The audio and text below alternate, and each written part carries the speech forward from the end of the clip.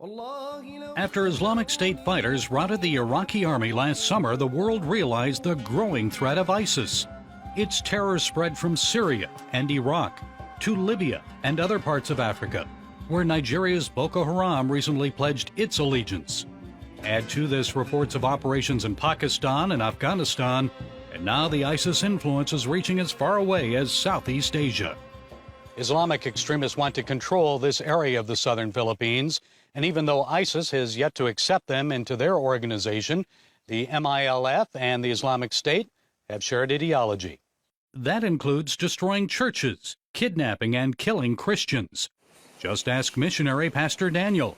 He asked that we hide his face to protect him from further persecution. Last fall, Daniel and 2 other family members were kidnapped by a splinter group of the Moro Islamic Liberation Front, or MILF.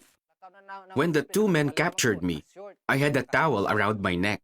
One of the Muslim soldiers grabbed the towel and told me, "We will use this to wipe the blood from your neck." They took Daniel to their camp, where he met a notorious Islamic terrorist known as Commander Tukboy. Tukboy said he would behead the evangelist for leading tribal people to Christ. I told him I was only helping the tribes. There is nothing wrong with preaching the gospel while serving them. He said, "Anyone who brings the gospel of Jesus Christ and upholds the God of Israel is our enemy." I noticed his soldiers digging a hole in front of me.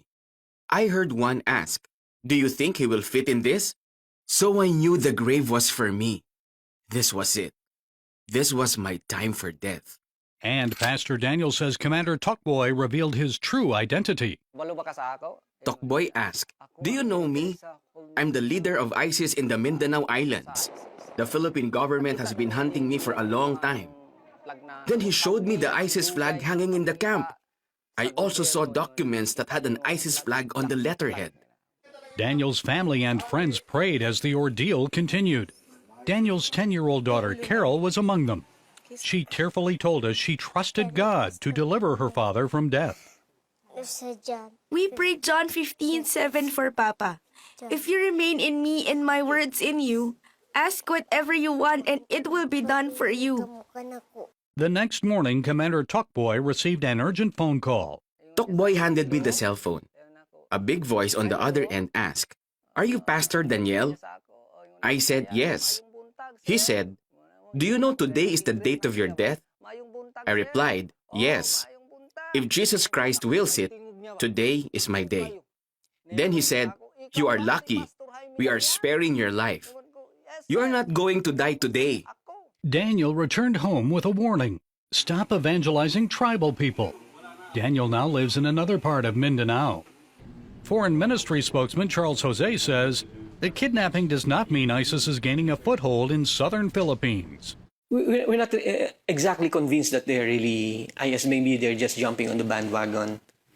Most of them are, engaged in banditry and kidnap for ransom activities. However, the Philippine government is investigating reports that potential ISIS recruits have received training in a remote village not far from Zamboanga City. Despite his near-death experience and the possibility that he could be kidnapped again, Daniel continues to share the gospel with the tribal people of Mindanao. The incident taught me not to fear death. I saw the power of God. Jesus delivered me out of death, and it has made me bolder to serve God because I saw His power. And Carol knows why she has her papa back. We did not know where to find Papa, but God knew where to find him. The Lord brought him out of the camp. The Lord answered our prayers. God is so good to our family. Gary Lane, CBN News, Mindanao, Philippines.